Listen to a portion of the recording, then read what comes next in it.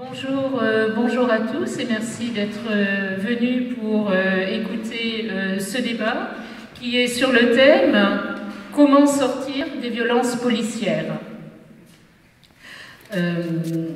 Nous allons commencer. Alors, j'ai le plaisir de recevoir ici donc deux écrivains qui sont ici en tant qu'écrivains, en tant que personnes aussi publiques.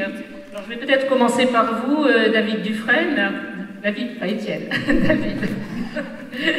David Dufresne. Donc, vous êtes journaliste indépendant et vous avez fondé le quotidien parisien Le Jour au début des années 90. Et par la suite, vous travaillez pour Libération, vous contribuez à la création de Mediapart. Vous êtes réalisateur de documentaires. D'ailleurs, il y aura ce soir une projection d'un de vos films au Bel Air à 17h en votre présence, hein, si j'ai bien compris. Donc je vous invite à rejoindre David Dufresne au Bel Air ce soir si vous en avez la possibilité. Vous êtes également l'un des tout premiers créateurs de webzine en France. Et vous êtes auteur aussi du manifeste donc, du web indépendant. Et en 2012, vous avez été candidat aux législatives à Paris, sous l'étiquette du Parti Pirate. Alors en 2019, vous avez publié ce roman, ici, qui s'appelle « Dernière sommation », dont le héros semble vous être très proche. Vous y racontez les Gilets jaunes, à travers l'histoire de 3 personnages principaux, une gilet jaune, un journaliste et un fonctionnaire, qui se trouve être quand même le numéro 2 de la préfecture de police. C'est un livre qui parle, qui pointe des violences en tout genre, et les moyens que chacun des personnages trouve, comment ils résistent, ils dénoncent, ils vivent cette violence, ils la combattent. Ensuite, nous avons aussi ici Christophe Correl, qui est ancien officier de police judiciaire et président fondateur de l'association L'Agora des citoyens, de la police et de la justice. Vous avez écrit Police nationale, l'envers du décor, ici qui est paru cette année aux éditions de Noël et qui est préfacé par Pierre Jox et que vous avez écrit surtout en collaboration avec une quarantaine de personnes d'horizons très divers, des sociologues, des formateurs, des policiers, des magistrats, des syndicalistes, des directeurs de RH, aussi bien dans le public que dans le privé. C'est un livre documenté, un état des lieux qui m'a semblé très complet autant que je connaisse la police nationale et qui éclaire le lecteur sur le fonctionnement des forces de maintien de l'ordre, leurs missions, leurs faiblesses, leurs dérives éventuelles et parfois aussi leurs redondances entre elles.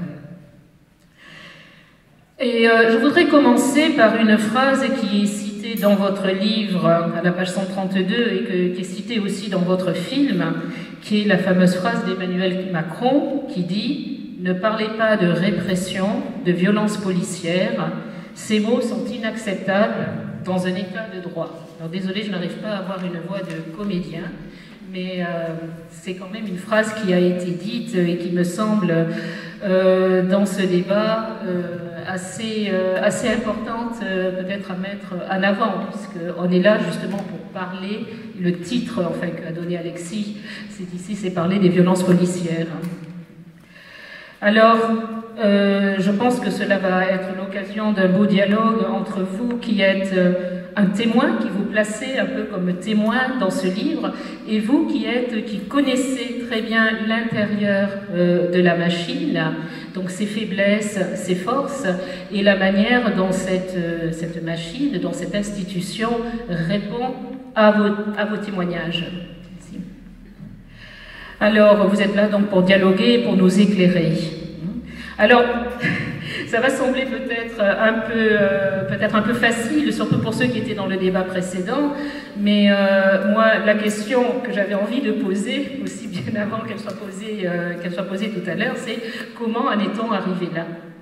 Et peut-être déjà pour vous, donc vous êtes du côté des témoins, et puis ce que vous décrivez, c'est la période des Gilets jaunes, et puis pour vous, par rapport à la réponse qui a pu en être faite. Je vais commencer par vous passer le micro. Merci beaucoup pour la présentation. Merci à tous d'être là. C'est chouette. Bel endroit. Bel endroit pour poser une question qui est assez extraordinaire. comment sortir des violences policières, alors que déjà il a fallu 30 ans pour y entrer. Enfin, je veux dire, pour faire en sorte que le débat existe. Donc on va quand même garder, je veux dire, le débat. Parce que c'est... Alors je dis 30 ans, en réalité c'est beaucoup plus que ça. D'une certaine manière, je pense que mon interlocuteur va nous expliquer ça, que violence et police, c'est vendu avec. Hein. La police utilise la violence, etc. etc. Bon. Mais ce que je veux dire, c'est que c'est assez... Je trouve ça extraordinaire l'intitulé qu'a trouvé Alexis sur comment sortir des violences policières. Il est très optimiste puisque, et vous l'avez rappelé, la phrase d'Emmanuel Macron, c'est justement il ne faudrait même pas entrer dans le débat, parce que comment sortir, je pense que c'est aussi comment faire en sorte qu'il n'y en ait plus pour qu'il n'y ait plus de débat. Ce qui d'une certaine manière pourrait presque rejoindre le vœu de Macron, mais par d'autres chemins. La phrase d'Emmanuel Macron, elle est extrêmement intéressante et extrêmement importante, bien que, pour l'avoir beaucoup écoutée, puisqu'elle est dans le film dont vous parlez, appelé Qui tient sage, parce que pour moi elle est motrice dans la pensée aujourd'hui, je ne pense pas que ce soit une phrase qui soit préparée. Elle sort comme ça, c'est à l'époque du grand débat, et Emmanuel Macron répond en fait à une représentante, je crois, de la Confédération paysanne, qui a le cran de dire au président de la République de lui rappeler les mutilés. Et je crois que c'est très important de rappeler quand même, pendant les Gilets jaunes, 27 personnes ont perdu un œil, 5 une main, et Zineb Redouane est décédé, ainsi que Steve Maya Canisso, donc dans des opérations de maintien de l'ordre. Et la phrase d'Emmanuel Macron, elle est extrêmement importante parce que vous lui répondez en étant là. En étant là, vous êtes en train de lui dire, ben si, il faut qu'il y ait un débat. Lui, Emmanuel Macron, il nous dit, j'ai le choix des armes en tant que président de la République. Il ne le dit pas, mais c'est... On nous fait croire que ça va de soi. Et non seulement j'ai le choix des armes, mais je voudrais avoir le choix des mots. C'est-à-dire, ne parlez pas de violence policière, ne parlez pas de répression, ces mots sont inacceptables dans un état de droit. Alors ici, on est avec un public qui est lecteur, il y a des bouquins, etc. Donc on sait l'importance des mots. Et cette phrase-là d'Emmanuel Macron, je pense qu'elle est absolument terrible. Et après, je laisse la parole. Parce que elle veut empêcher le débat. Elle veut empêcher l'intelligence. Elle veut empêcher le dialogue. Elle veut empêcher la confrontation. Et c'est pour ça que c'est important que vous soyez là. Voilà, et je vous en remercie. Et après, on pourra dérouler. Déjà, merci de me recevoir ici. Ça fait particulièrement plaisir parce que j'ai grandi à Mulhouse. Je suis un petit peu le local de l'État. Voilà, donc ça fait 20 ans plus de 25 ans maintenant que j'ai quitté la région. En tout cas, j'ai toujours de la famille ici, donc c'est un plaisir de venir parmi vous, d'être ici. Pour parler de la terminologie qui a été choisie, comment sortir des violences policières, je ne vais pas me référencer aux paroles d'Emmanuel Macron, je ne sais pas trop ce qu'il a voulu dire, peut-être que vous avez raison, je ne sais pas trop, mais en tout cas, du point de vue policier, lorsqu'on parle de violence policière, je pense que quand les policiers parlent, c'est surtout ça qu'ils n'aiment pas trop, c'est que la terminologie a tendance à vouloir globaliser la chose, à vouloir dire que les violences policières sont structurellement illégales, illégitimes. Et donc, en tout cas moi, ce que je défends, c'est de dire, je trouve qu'il aurait été plus juste de parler comment sortir des violences policières illégitimes. C'est la seule différence que je fais. Il y a des violences policières légitimes et il y en a qui sont illégitimes. Vous l'avez dit en commençant, la violence, c'est intrinsèquement, ça fait partie du métier de policier. Malheureusement, on n'aime pas ça, c'est une réalité, on n'aime pas voir de la violence. Et parfois, lorsque les policiers doivent intervenir, que ce soit sur une interpellation le matin à 6 h, que ce soit parfois sur des manifestations, que ce soit en extérieur, sur la commission d'un flagrant délit, potentiellement, ils vont utiliser la violence. Ils ont un pouvoir de coercition, d'interpeller une personne. Si la personne se laisse faire, ça se passe très bien, et c'est quand même 95% des fois où ça se passe comme ça. Mais vous avez un certain nombre de personnes qui ne veulent pas se laisser faire, qui ne veulent pas se laisser interpeller. Et là, du coup, on va être obligé de faire usage de violence. La question après, c'est à partir de quel moment elle est illégitime. Elle est illégitime à partir du moment où elle est disproportionnée, déjà, ou alors à partir du moment où elle est illégale dès le début. Donc, juste pour placer le contexte, voilà, moi c'est vraiment cette distinction que je fais entre violence policière légitime et illégitime. Ah bah ouais, bien sûr, vous croyez quoi? Votre technique de j'ai pas de micro, c'est... je rigole.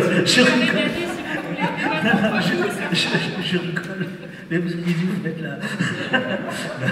non, je plaisante. Là, on entend un discours qui est très bien articulé, mais qui est fallacieux. Parce que qui décide si elle est légitime ou pas, cette violence? C'est la justice. D'accord? Comment la justice le décide? Sur des enquêtes de police. Je vous parlerai tout à l'heure d'un procès auquel j'ai assisté, pas plus tard que jeudi dernier, de mon point de vue absolument éloquent, sur la fabrication de l'impunité. Je peux tout à fait comprendre que les policiers, ou les anciens policiers, soient embarrassés par cette expression. Je comprends très bien que ce ne soit pas agréable. Mais de la même manière, quand on parle de violence conjugale, on n'est pas en train de dire que tous les maris sont violents. Quand on parle de violence policière, on n'est pas en train de dire que toutes les violences policières, ou que tous les policiers sont violents de manière illégitime. On comprend très bien ce qu'il y a derrière ce mot-là. Et ce qui est absolument ahurissant, c'est que, alors que le débat a lieu, on est suspect quand on parle de ça. C'est-à-dire que, peut-être pas ici, mais dans le débat public, de nous deux, celui qui est suspect, c'est moi. Celui qui est suspect, c'est Poutou. C'est Poutou qui dit « la police tue ».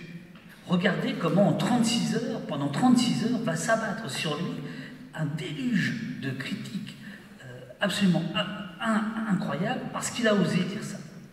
Et c'est pour ça que je reviens sur l'intitulé, je vous passe le micro, je sens qu'on est le micro, il n'y a pas de souci. Je vais vous répondre aussi. Ah ben ouais. Donc, allez-y, parce que je voulais justement poser la question. Juste pour l'exemple que vous avez cité, le comparatif que vous faites avec les violences conjugales. Il n'y a pas de violence légitime conjugale. Il y a une violence illégitime de facto.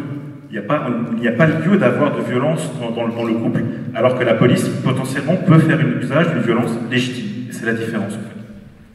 C'est une bonne réponse d'un point de vue du droit, mais ce n'est pas une bonne réponse d'un point de vue sémantique. On comprend tous, tout le monde comprend ce que ça veut dire violence policière. Oui, parce qu'on... De la même manière que tout le monde comprend ce que ça veut dire violence conjugale. On sait de quoi on va parler, mais autant être précis dans les termes. Voilà. Et vous l'avez dit, le droit, c'est ce qui nous guide finalement, et c'est ce qui guide les policiers. Mais par ailleurs, je le dis franchement, si on avait pu imposer le terme violence d'État, moi j'aurais trouvé ça très bien. Hein. Mais déjà, violence policière, vous voyez, il faut faire des débats. Hein. La violence d'État, il n'y a personne. Non, mais après, là, on est sur un point, je vais dire de détail, parce qu'on sait de quoi on parle. Voilà, clairement, on ne va pas se mentir, on sait de quoi on parle. On sait qu'on parle des violences policières illégitimes, ça c'est très clair. Mais voilà, moi je préfère toujours faire cette précision-là, parce que moi, en tant que policier, il m'est arrivé de devoir faire usage de violences, et qui étaient légitimes, dictées par l'instant, par la situation.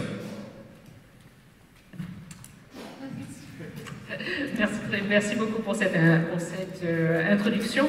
Alors, justement, parlant de légitimité, puisque on va peut-être, pour illustrer un peu le dialogue entre vous, on va partir plutôt de ce qui s'est passé avec les Gilets jaunes, et surtout ce qui s'est passé à partir de décembre 2018 sur le premier rond-point de France. Une manifestation est légitime.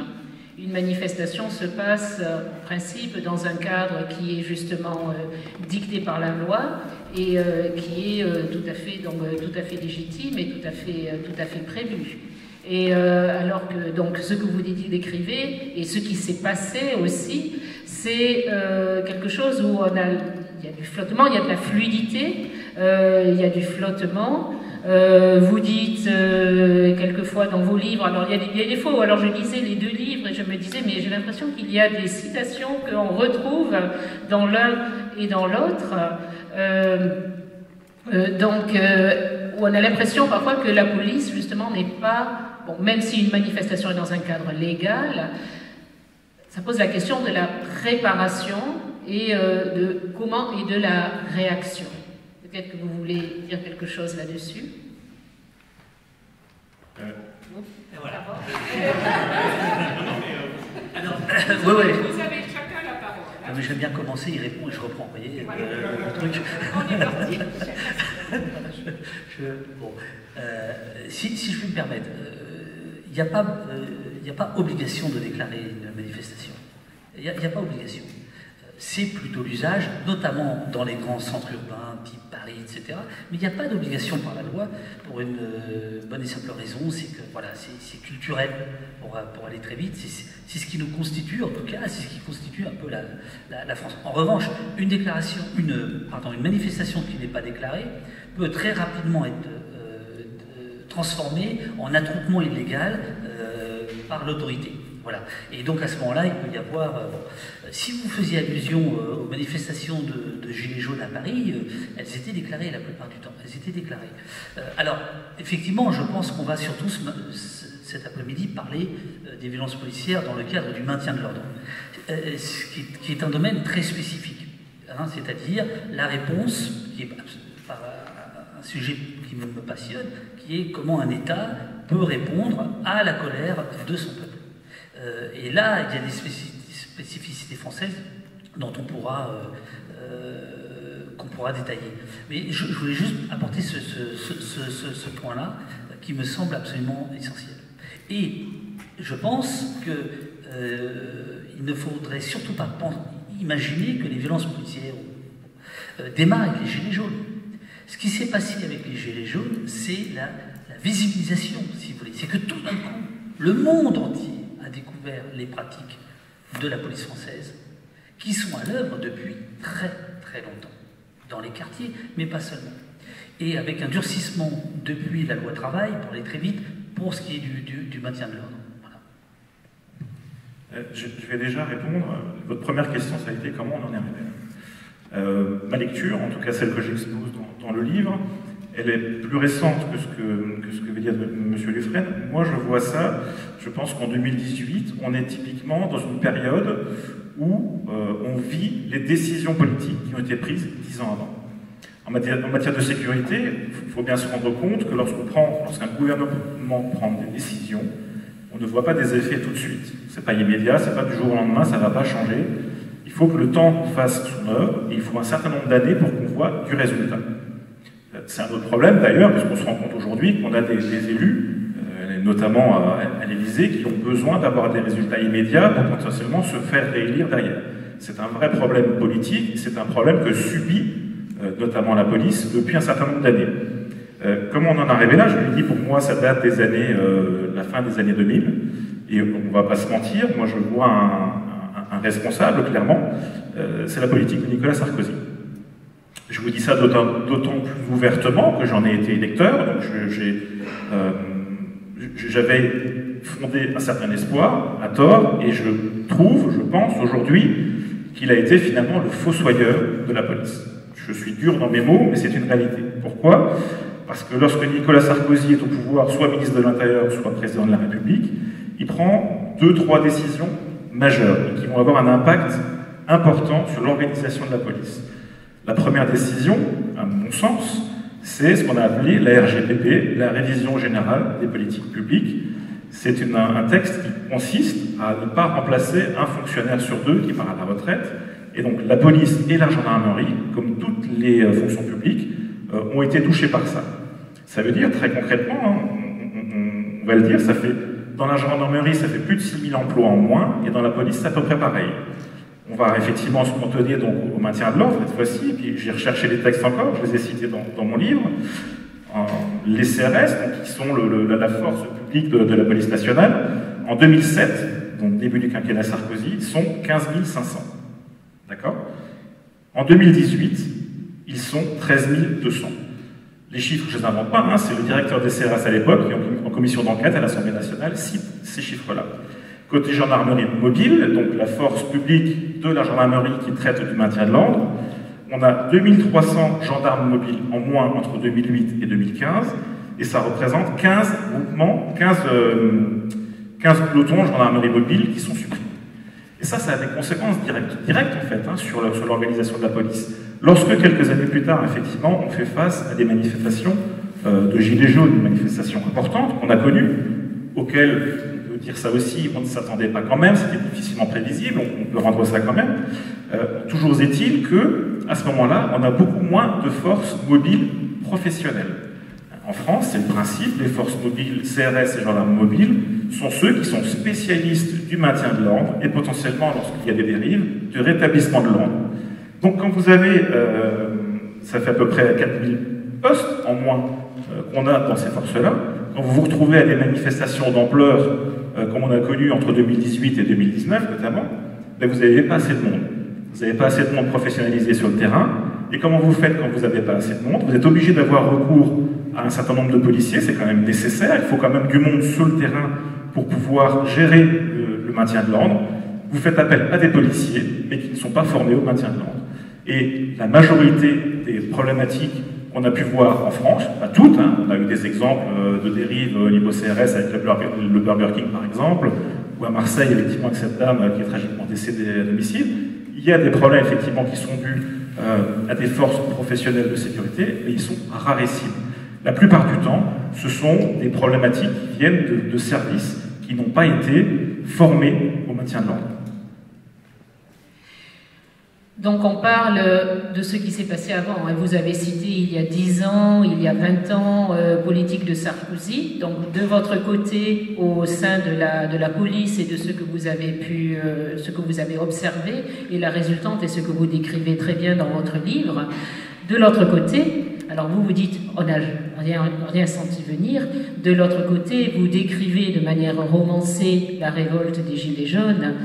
Est-ce qu'on ne sentait rien venir ? Alors, il y a un point sur lequel on serait peut-être d'accord, c'est la déficience du renseignement, ce qui fait aussi partie d'une des décisions de Nicolas Sarkozy en liquidant les RG, la DST pour faire un service high-tech, tourné vers l'antiterrorisme qui s'appelait la DCRI, aujourd'hui la DGSI, et en gardant quelques miettes du renseignement, les RG, sous un autre nom, mais avec beaucoup moins de moyens. Et les RG, bon, en gros, normalement, il y en a un dans la salle, quoi, hein, pour essayer de savoir qui, non pas pour nous écouter, ils savent ce qu'on a à dire, mais pour savoir qui est là, quoi, hein, et éventuellement les questions que vous posez. Bon, ça a été un peu perdu, et donc, en effet, a priori, l'État a été surpris par cette révolte des Gilets jaunes, bien que on sait aujourd'hui que des préfectures faisaient remonter des choses, et il se trouve que moi j'ai fait un bouquin avant celui-ci, qui n'était pas du tout un roman, qui était une plongée à Vesoul, sur les traces de Brel. Ça vous semble très très loin, c'est 6 mois avant, et en réalité, François Ruffin, qui a lu mon bouquin, parce qu'il adore Brel, il a dit c'est les Gilets jaunes avant l'heure, car en réalité, je ne le savais pas du tout, mais par exemple la Haute-Saône, là où il y a Vesoul, c'était le département pilote des 80 km/h. Tous les gens me parlaient de ce dont ce qu'allait éclater plus tard. Donc il y a quand même un problème. Et là, je trouve, par rapport à l'intitulé « Comment sortir des violences policières », s'il s'agit du maintien de l'ordre, eh bien, la réponse qui est aujourd'hui donnée, qui est aujourd'hui répétée, qui est aujourd'hui financée, qui est une réponse, de mon point de vue militarisée, on va dire policière, à la détresse sociale, fera qu'il n'y aura pas de réponse à cette question. La réponse à la détresse sociale, elle est d'abord économique, sociale et politique, avant d'être policière. Ça me semble extrêmement important. Parce que, là on sera sans doute en désaccord, la police sera toujours là pour maintenir le statu quo. Le maintien de l'ordre, il ne faut jamais l'oublier, c'est le maintien de l'ordre établi. Que ce soit la monarchie, que ce soit la République, que ce soit l'État français de Pétain. Je ne suis pas en train de dire que les policiers sont des nazis. Je dis juste qu'en 1940, il y a eu très peu de démissions des policiers. Et ils vous diront c'était légitime. Toute la question de la légitimité qui est toujours extrêmement intéressante parce que, en fait, elle est le fruit de l'époque. Voilà. Oui, avant de vous donner la parole, justement, je voulais citer quelque chose, juste un petit passage de votre livre. Et puis, je voudrais signaler aussi qu'il y a un débat, justement, à propos de la situation économique et sociale qui a lieu un peu plus tard cet après-midi. Donc, on va... Le sujet... D'abord la police, puis après... Ben voilà, ça se trouve comme ça, voilà. Mais ce que je voulais citer aussi, parce que vous parlez donc, dans votre livre de l'irréductible colère des Gilets jaunes. Et grosso modo, vous dites, bon, ben, avant, on savait comment régler ça, on donnait quelques crédits, et puis voilà, on balançait de l'argent, et puis finalement, ça se calmait. Et puis là, c'est au début d'ailleurs, finalement. Pardon ? C'est exactement ce qui s'est passé au début de la crise des Gilets. Il faut se souvenir qu'on a quand même quelques semaines après le début des manifestations, le gouvernement lâche à peu près 10 milliards, je crois. Oui, c'est ça. Et c'est exactement ce que vous dites. Sauf que ça ne suffisait pas pour si ce n'est que voilà, vous continuez exactement en disant, mais cette fois, ça n'a pas suffi. C'est exactement ça. On a eu, avec les Gilets jaunes, quelque chose qui était jusqu'ici absolument jamais vu en France, clairement. Parce que jusqu'à maintenant, les manifestations étaient toujours gérées par des syndicats. Et les syndicats pouvaient encadrer, il y avait des services d'ordre syndicaux qui encadraient les manifestants. Et je ne dis pas qu'il n'y a jamais eu de violence dans ces manifestations, dans un sens ou dans l'autre, il y en a eu, mais certainement pas à l'ampleur qu'on connaissait. Et la difficulté qu'a eu le gouvernement ou les institutions sur les Gilets jaunes, c'est qu'il n'y avait pas de leader. Et c'était même une volonté des Gilets jaunes que de ne pas avoir de leader. Et du coup, on n'avait personne en face pour instaurer ce dialogue. Il faut se souvenir que le Premier ministre de l'époque a invité les premiers leaders des Gilets jaunes à venir à Matignon. Et ces 4 ou 5 personnes qui étaient leaders se sont faites, soit certains n'ont pas voulu y aller, d'autres ont été menacés parce qu'ils ont voulu y aller. Donc clairement, il y avait cette vraie volonté de ne pas avoir de leader, et que le leader, finalement, c'était le nombre et la rue. Et donc quand vous n'avez pas d'interlocuteur pour un gouvernement, ben, c'est compliqué à gérer en face. Oui, la question de l'interlocuteur, elle est vraie. Après, sur la violence, la teneur en violence, bon, là, historiquement, la France a connu, il n'y a pas si longtemps, des violences très fortes en manifestation. Généralement, ce sont les manifestations paysannes, dont on ne vous dira jamais, CNews ne vous dira jamais l'ultra-violence des tracteurs qui vont défoncer les grilles de la préfecture. Regardez les journaux télévisés, c'est disponible sur l'INA. En 1994, quand le Parlement de Bretagne à Rennes flambe, avec des marins-pêcheurs qui sont en colère pour tout un tas de raisons, qui utilisent des lances-amarres, qui utilisent des harpons contre les policiers, on ne vous parle pas d'ultra-violence. Aujourd'hui, on vous parle d'ultra-violence, mais vraiment à tout moment. Après, il y a eu, pour les forces de l'ordre, évidemment, une grande difficulté avec les Gilets jaunes, c'était la régularité. C'était tous les samedis pendant 1 an et demi, peut-être 2. Donc effectivement, là, bon. Mais cela dit, je crois qu'il faut, pour employer une expression que Christophe Correll aime bien, il ne faut pas se mentir, la question aujourd'hui de l'engagement physique dans les manifestations, on voit bien que c'est en train de toucher toutes les démocraties. C'est pas que les Gilets jaunes. C'est pas que la France. Non, bien sûr, c'est pas que la France. Sauf que la France a quand même une responsabilité parce que pendant 20 ans, elle s'est vendue à elle-même et au monde entier comme un modèle du maintien de l'ordre, etc. Sauf que la France est le seul pays à ne pas aller, où chaque année il y a des réunions qui s'appellent Zodiac. Il y a toutes les polices européennes de maintien de l'ordre qui essaient, pour aller très vite, d'aller dans un système qui rappelle d'ailleurs presque celui que la France avait mis en place après Malik Oussekine, mais qu'elle a complètement oublié. Et donc aujourd'hui, je dirais que ce qui est absolument navrant, absolument terrible, c'est qu'on a l'impression qu'il n'y a aucune autocritique du côté des policiers, de leurs représentants. Je pense qu'il va falloir qu'on parle des syndicats à un moment donné, du ministère de l'Intérieur, du politique. Écoutez déjà ce que presque tous les candidats nous disent. Cette fameuse phrase très bien trouvée de communicants du ministère de l'Intérieur, il faut protéger ceux qui nous protègent. Alors évidemment, là, quand on a dit ça, ah ben là, effectivement, là c'est génial, parce qu'on ne peut plus rien dire après. Mais si, on peut dire. Là où je rejoins M. Dufresne, juste, c'est la responsabilité politique.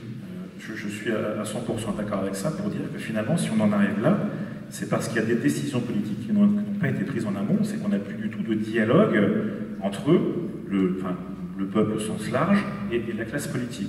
Les syndicats aujourd'hui, les gens n'ont plus confiance non plus dans les syndicats, Donc on a une vraie, à mon sens, une vraie rupture entre les syndicats et le pouvoir politique, et ce qui fait qu'aujourd'hui, effectivement, on en arrive là. Il y a ce manque de confiance à la fois dans les politiques, à la fois dans les syndicats. Qu'est-ce que font les gens? Ils vont dans la rue. Et vous parliez de Nuit debout tout à l'heure, et c'est effectivement un vrai tournant dans les manifestations, d'un côté ou de l'autre d'ailleurs, puisque les violences se font monter l'une l'autre en général. Hein. Donc on a effectivement un vrai tournant au sein des manifestations Nuit debout, parce qu'on voit d'un côté des manifestants, du coup, qui ne se contentent plus de manifester, mais qui commencent à se radicaliser. Jusque-là, on avait toujours une frange extrême gauche, des casseurs qui venaient dans certaines manifestations, ça fait très longtemps que ça se voit, que ça existe, on le sait. Mais là, on avait, la chose nouvelle avec Nuit debout, c'est qu'on a des manifestants dits classiques, qui jusque-là venaient juste pour manifester, qui se radicalisent et qui ne croient plus du tout dans la parole publique. Et c'est là qu'effectivement, on a ce vrai tournant au moment du mouvement Nuit debout. Je viens d'entendre le terme casseur. Comme je m'adresse à des gens lettrés, je vous apprendrai peut-être. Savez-vous d'où vient le mot casseur? Qui sait d'où vient le mot casseur? Il vient du Figaro, en 1800 et quelques, et il concerne les manifestants qui cassaient les lampadaires afin de plonger les rues dans le noir pour monter des barricades, etc. C'est intéressant que ce terme-là existe toujours et soit répété. Bon, voilà. Quand on dit casseur, on dit la moitié des choses. On dit, je le raconte dans le roman, mais ça n'a pas d'importance, on dit l'aspect policier, c'est-à-dire casseur, celui qui commet un délit. En effet, c'en est un. Casser une vitrine, péter une bagnole, c'est un délit. Mais ça n'est pas qu'un délit. Ça n'est pas qu'un délit. C'est aussi, qu'on soit d'accord ou non, qu'on trouve ça efficace ou non, c'est aussi un geste politique. Et c'est très confortable, sur tous les CNews, BFM de ce monde, de ne jamais considérer cette partie-là. Parce qu'à ce moment-là, on ne vous parlera que de réponses répressives, que de LBD, de GLIF4, de ceci, de cela, qu'il faut mettre ces gens devant la justice, etc. Bon, voilà. Quand la police ne fait pas elle-même la justice, ce qui est un autre problème qu'on a vu à l'œuvre, alors là massivement contre les Gilets jaunes, mais parce que c'est apparu aux yeux du grand public, c'est-à-dire le policier qui finalement vise tel ou tel parce qu'il considère, comme l'a dit un syndicaliste de police au mois de mai devant l'Assemblée nationale, le problème de la police c'est la justice, comme ils ne seront pas condamnés, on tire dans le tas. C'est ça, grosso modo, la logique. Donc ce que je veux dire, c'est que l'idée de... Alors, par ailleurs, historiquement, je suis désolé, mais historiquement, 1848, la Commune, le 14 juillet, notre fête nationale, on fait deux choses. Une des deux choses qu'on fête, c'est pas que la fête de la Fédération, c'est avant tout la Bastille. C'est-à-dire une manifestation non déclarée. Enfin, je veux dire, c'est quand même ça, ce qui nous fait, quoi. Ce qui nous fait... Voilà. Alors, j'aimerais rebondir à ce que vous disiez tout à l'heure, on parlait du terme de casseur, et moi ça me fait rebondir sur ce changement de doctrine finalement. Effectivement, la police se vantait pendant des années d'être un fer de lance en matière de maintien de l'ordre, etc. Qu'est-ce que c'est ça en fait? C'est que justement, pendant des années, on considérait le maintien de l'ordre, on se disait finalement la casse matérielle, ça n'est pas grave. Le principe c'est ça, ça veut dire qu'on maintient à distance les manifestants, on essaie de contrôler, mais s'il y a de la casse, des abris de bus, des vitrines de magasins, des voitures, c'est que matériel, c'est pas grave, parce qu'on sait que si on va au contact, il va y avoir des blessés. C'est le principe, hein, le fait de vous envoyer des CRS ou des gendarmeries au contact des manifestants, vous avez des blessés, c'est quasiment certain, d'un côté ou de l'autre d'ailleurs, hein, c'est quasiment certain. Donc pendant des années, on a estimé que la casse matérielle, c'était rien. Et là, je pense qu'on a eu, durant les Gilets jaunes, je pense qu'on a effectivement un changement de doctrine, et je ne suis pas sûr que ce soit de la volonté seule du gouvernement, de sa propre initiative, de dire ça. Je pense que là, on a affaire à l'opinion publique. Je pense que l'opinion publique, à un moment donné, elle en a eu assez de voir sur BFM, sur iTélé, sur toutes ces chaînes-là, à longueur des manifestations, des commerces dégradés, des véhicules, des choses comme ça. Et je pense que du coup, l'opinion, et c'est bien ou pas bien, chacun jugera, mais c'est l'opinion qui guide les décisions politiques d'aujourd'hui, et cette opinion NAEAC, les gouvernants, je pense, ont suivi du coup cette opinion, et ont décidé de ne plus laisser faire. Après, au niveau, je reviendrai juste là-dessus, mais au niveau police, je pense qu'il y a un vrai tournant, c'est la manifestation qui a vu l'Arc de Triomphe, la prise, entre guillemets, de l'Arc de Triomphe, ces dégradations, et je pense que là, il y a un vrai tournant policier ce jour-là, parce que moi, en tout cas, en observateur, parce que je n'ai jamais fait de maintien de l'ordre, je préfère le préciser, je pense qu'il y a un vrai traumatisme qui s'est construit dans la police ce jour-là, et du coup, derrière, il s'est construit, mais chez chaque policier, pas uniquement ceux qui étaient sur le terrain, ceux-là, évidemment, dans un premier temps, mais chez tous les policiers qui ont pu avoir ces images-là, et du coup, il y a quelque chose qui s'est construit dans la tête, et ça a fait beaucoup de mal par la suite, d'ailleurs, je pense. Alors, il y a beaucoup de choses. Bon, l'Arc de Triomphe, en effet, ça a été un symbole absolument incroyable. C'est quand même le plus gros rond-point de France. Hein, donc, effectivement, enfin, je peux comprendre. Mais en termes... C'est pas tant la symbolique de l'Arc de Triomphe qui, je pense, a traumatisé les policiers, c'est que, je pense, ce jour-là, on n'est pas passé loin de quelque chose de catastrophique. Moi, j'étais devant ma télé, comme bon nombre de personnes, vous étiez peut-être sur place, je ne sais pas, et moi, je me suis dit, il va y avoir des morts. J'étais quasiment sûr qu'il y aurait ou des manifestants ou des policiers qui allaient mourir. On voyait des policiers complètement dispersés, un service d'ordre complètement dépassé, désorganisé, et je pense que ce jour-là, il y a eu une vraie crainte, et je pense que cette crainte, elle est montée très haut au sommet de l'État. Donc, effectivement, l'Arc de Triomphe, en fait, les premières lacrymogènes sont lancées vers 8h30, 9h du matin, ce qui est extrêmement tôt.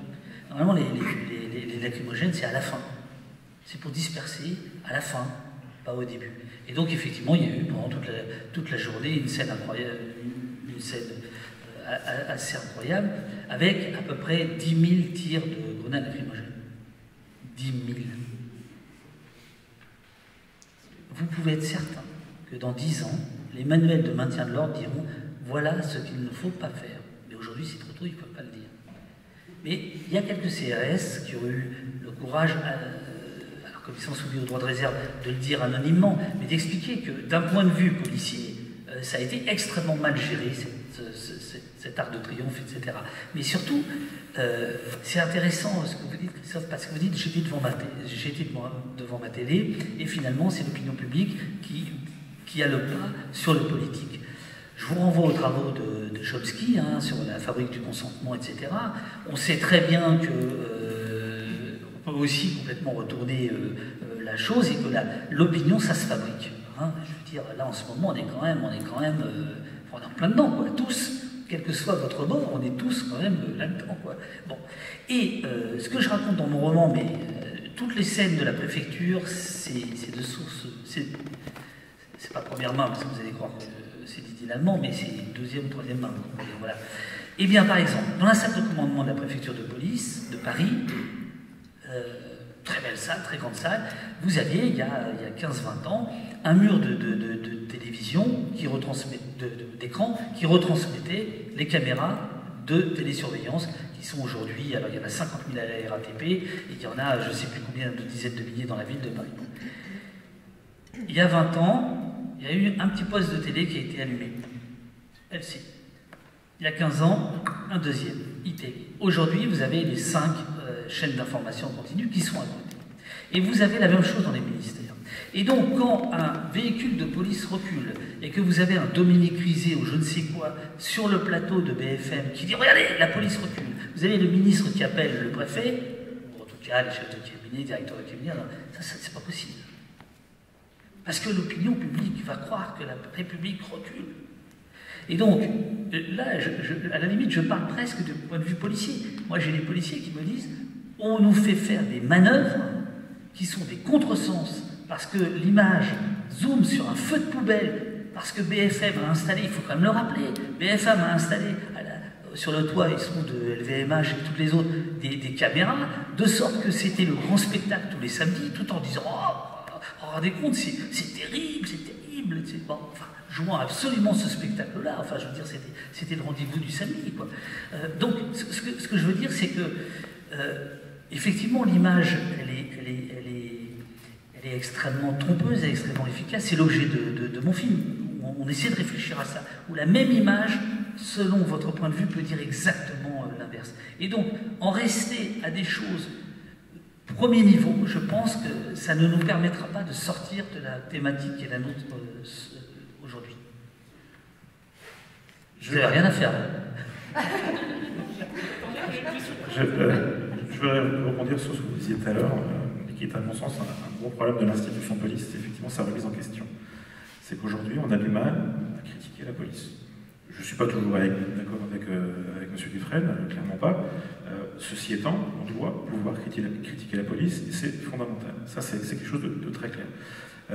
Et le ministère de l'Intérieur, de façon plus étroite encore, la police nationale, a du mal avec cette critique et avec cette autocritique. On estime au ministère de l'Intérieur, au niveau de la police nationale, qu'on va tout pouvoir gérer en interne. C'est-à-dire que ce sont des policiers qui prennent des décisions, et uniquement des policiers, et entre nous, on va arriver à s'entendre et à trouver les ressorts, les remparts pour gérer telle et telle situation. Et on a cette habitude-là de ne pas faire appel tout simplement au monde universitaire, au monde de la recherche, et ça c'est une grave erreur, à mon sens, une grave erreur, parce qu'on ne sait pas faire appel à des sociologues qui font des recherches très précises. On est d'accord ou pas d'accord, après avec ce qu'ils disent, on peut critiquer, même la recherche sociologique. Toujours est-il qu'on doit faire appel à la recherche, et derrière, on doit avoir des personnes, et ça, ce sont des sociologues que j'ai interrogés, Jacques de Maillard, dans mon livre, qui disent on doit laisser les sociologues faire des enquêtes poussées à l'intérieur même de la police, et derrière, à l'intérieur de l'institution, il doit y avoir des personnes qui sont chargées de traduire cette recherche-là en décision que doit prendre le politique. Et ça, il n'y a pas du tout dans la police ces personnes-là qui vont traduire les recherches sociologiques, et il n'y a pas volonté non plus dans la police de faire appel aux sociologues. Et ça, c'est un problème. C'est un problème que rencontrent beaucoup moins les gendarmes. Je n'aime pas trop les comparaisons entre les deux institutions, parce que je pense qu'elles font, même si elles ont une finalité commune, ce sont deux métiers différents. Toujours est-il que la gendarmerie arrive à faire beaucoup mieux appel aux sociologues quand c'est nécessaire. Alors là, vous parlez des sociologues, donc vous parlez, je vais lui passer le micro après, vous parlez aussi d'institutions et de sociologues aussi qui écouteraient ce que disent les policiers, ce que vous avez fait aussi, parce que dans votre livre, vous faites partie des 3 personnages principaux, mais dans votre livre aussi, dans Police Nationale, il y a aussi énormément de témoignages qui sont là. Mais donc, quand j'entends ça, je me dis aussi, écoutez la voix des citoyens aussi. Qu'est-ce qu'ils attendent de la police? Et avant même de faire la critique et puis de proposer des solutions, il y a juste l'écoute. Il y a juste l'écoute. Et vous avez parlé de chiffres, vous avez parlé de la politique du chiffre et de l'impact que cela a pu avoir à moyen terme et puis même à long terme. Et je voudrais mettre cela en parallèle avec un autre chiffre dans votre livre, votre personnage. On commence à avoir des petits tweets qui arrivent. Des petits tweets, puis 1, puis 2, puis 3, puis 4. Il y a une accumulation aussi là, de chiffres aussi qui est juste, c'est quelque chose d'extrêmement factuel et qui est de là, juste on dit ce qui se passe. On dit ce qui se passe, on signale à qui de droit, et je vous laisserai dire le nom, à qui vous signalez, à qui vous faites ces signalements pour dire il se passe quelque chose. Parce que on parle de sortir de la violence, déjà peut-être commencer à mettre des mots sur les faits, des mots ce qui se passe, qui ensuite peuvent être entendus, peuvent être critiqués, et là c'est aussi le boulot des sociologues. Alors, je vais vous répondre tout de suite, je vous laisse la parole après.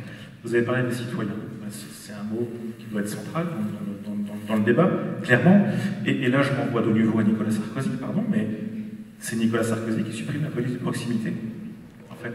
Et c'est cette police, justement, qui allait au contact des citoyens, qui était chargée d'instaurer un dialogue, y compris dans les quartiers populaires, les quartiers difficiles. Et ça, on a supprimé ça. On a supprimé le contact avec le citoyen et son dialogue pour le faire. Et on parle des quartiers populaires. Et finalement, la politique qui a été menée pendant des années dans les quartiers populaires, c'est de n'y aller que pour intervenir. On se souvient de la phrase de Nicolas Sarkozy, il faut nettoyer au Karcher, c'était, je crois, sur la dalle d'Argenteuil, je crois, de mémoire. Et c'est ça, en fait, finalement, la politique. C'est juste de se concentrer sur les quartiers populaires dont on ne va que citer les trafiquants, et il y en a dans les quartiers populaires, clairement. Je ne dis pas qu'il ne faut pas faire de répression, il en faut. Il faut déstructurer les réseaux.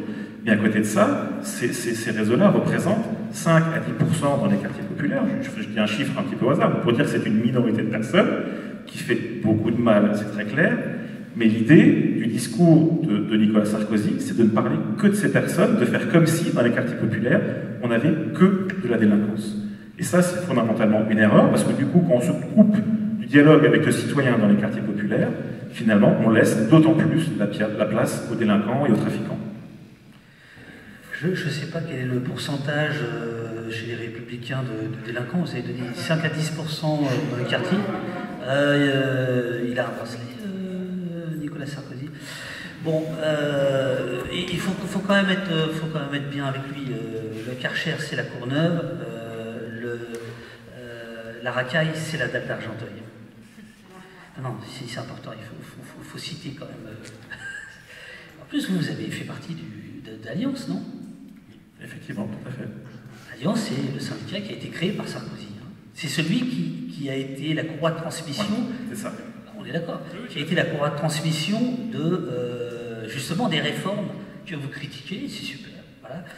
Mais c'est juste comme ça pour qu'on soit tous. Non, c'est vrai, et c'est d'ailleurs pour ça que j'ai quitté, en fait, précisément parce que c'était trop, en fait, parce que c'était devenu effectivement le syndicat qui porte la voix de Nicolas Sarkozy dans la police. Et moi, je pense qu'il y avait un mélange des gens qui ne devait pas être, hein, clairement, et j'en parle largement dans mon livre, et j'ai pas de difficulté avec ça, et je suis le premier à dire que les paroles que vous citiez tout à l'heure, qui disent justement que le problème de la police c'est la justice, je suis le premier à dire que c'est une énormité, enfin c'est quelque chose de grave à mon sens, qui ne devrait pas avoir lieu. Alors, le syndicaliste l'a expliqué, il a dit qu'il a volontairement choqué, mais je pense que fondamentalement c'est ce qu'il pense, et c'est une, pardonnez-moi l'expression, mais c'est une grosse connerie en fait. Voilà, clairement, ça n'a pas lieu d'être, et ce sont ces gens-là qui sont dangereux en fait, hein, clairement. Hein. Pour moi, le problème, je l'ai dit, de la police, c'est l'Alliance.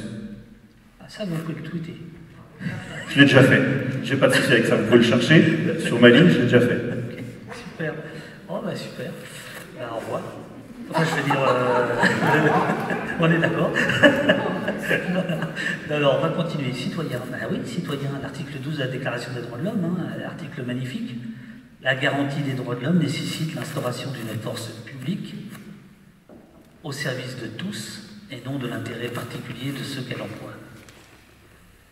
C'est fort.